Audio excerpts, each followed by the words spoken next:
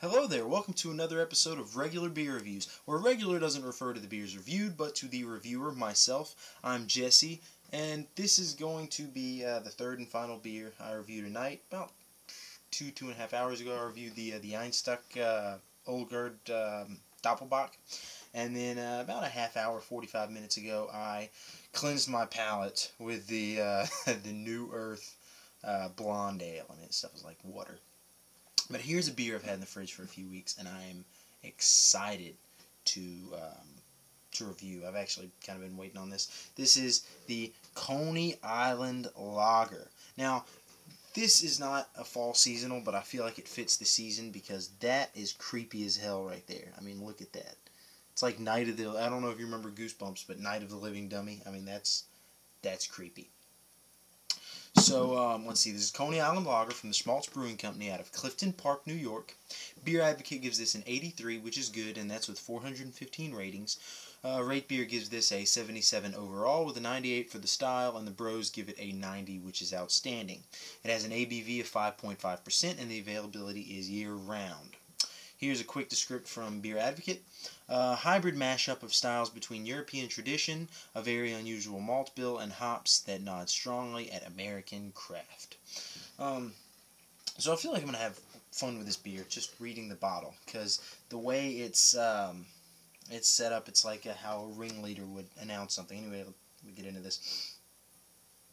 Lager freaks and beer geeks, Shmaltz Brewing Company, ringleaders of Hebrew beer, invites you to witness the delectable alchemy of 8 malts, 6 hops, and Czech Pilsner yeast. Discover the thrill of old world brewing conjoined with beguiling new world flavor. Arouse your liquid curiosities, amaze your oral sensibilities, indulge your inner beer freak. So, I mean, I don't know, I love that. And also, one thing that I thought was really cool, too, on the bottle right here, it says, proceeds help Coney Island, USA, a non-profit, 501c3, I don't know what the numbers mean, but anyway, a non-profit fulfill its mission to defend the honor of lost forms of American popular arts and cultures, leading the Renaissance in Brooklyn's historic Coney Island neighborhood. So I thought that was really cool. Anyway, this beer looks awesome, so I'm hoping it's going to be pretty good. Not a huge lager fan, but has a really cool cap too. It's got that creepy... I usually don't keep caps. I don't, because I save the labels, but I might keep that one. That's pretty creepy.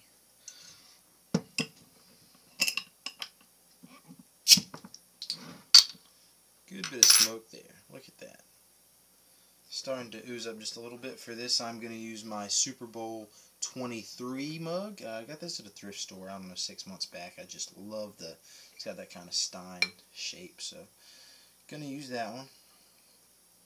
And just going ahead and get this poured.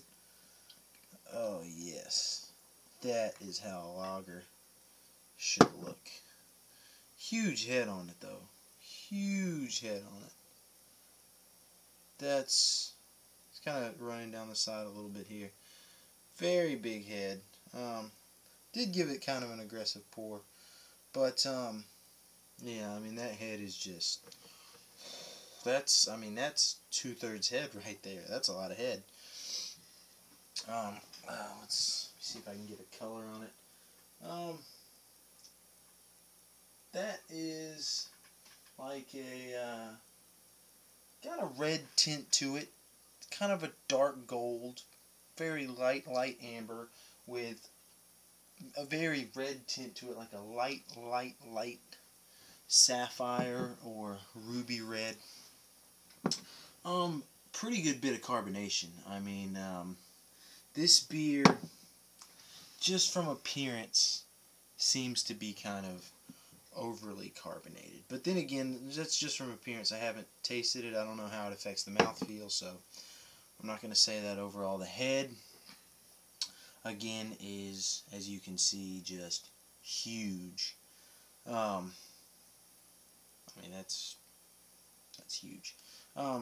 Frothy, kind of creamy. I mean, you see it's got some viscosity to it, the head there.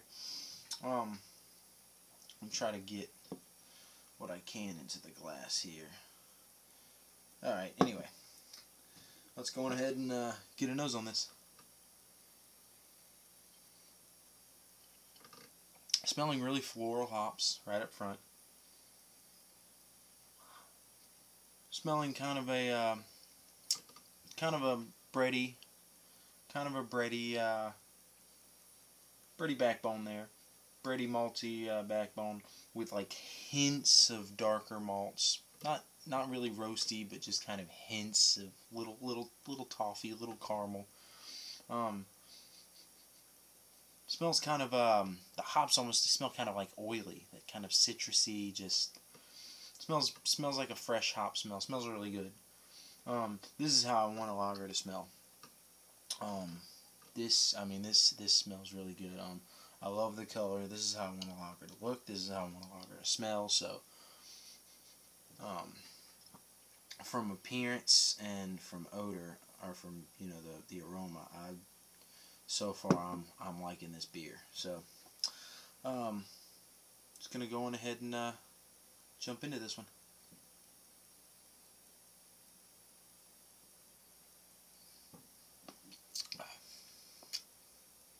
That's good.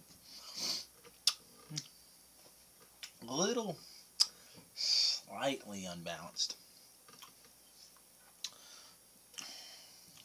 The malt, that bready malt, slightly biscuity malt, is a little more predominant in the flavor than it is in the taste. I'm not getting the hops quite as much in the taste. I'm getting the hops a little bit kind of mid-palate. I'm getting that little bit of a bitterness kind of from the floral hops. It's still a damn good lager. But the smell and the appearance kind of put my expectations up here, and then the taste, it's slightly unbalanced. The malt's a little more overpowering than the hops, especially from the smell. I thought the hops were going to be stronger in the flavor.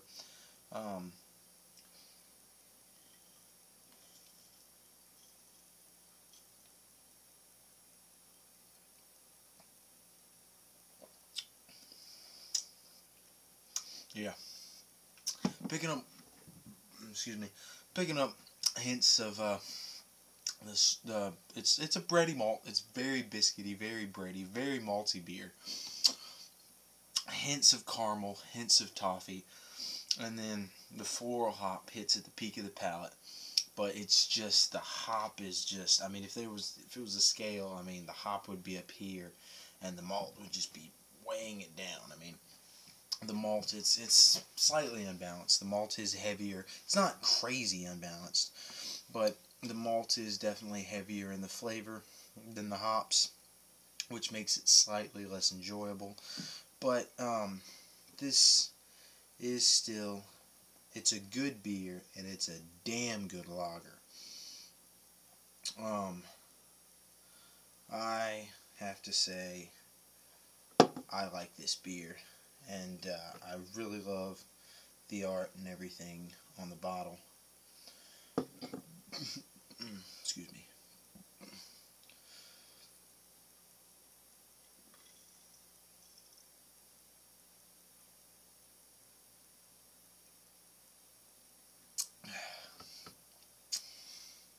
Oh, I like a good head too.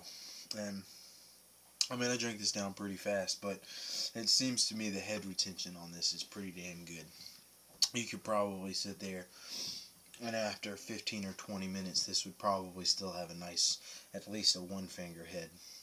I'm thinking the head retention seems pretty good. It's pretty bigger bubbles, but I don't know, it just seems more viscous.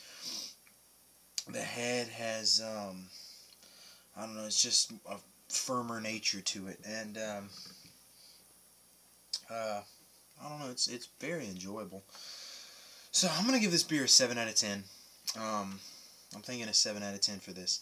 It's a good beer, slightly unbalanced, but still very enjoyable.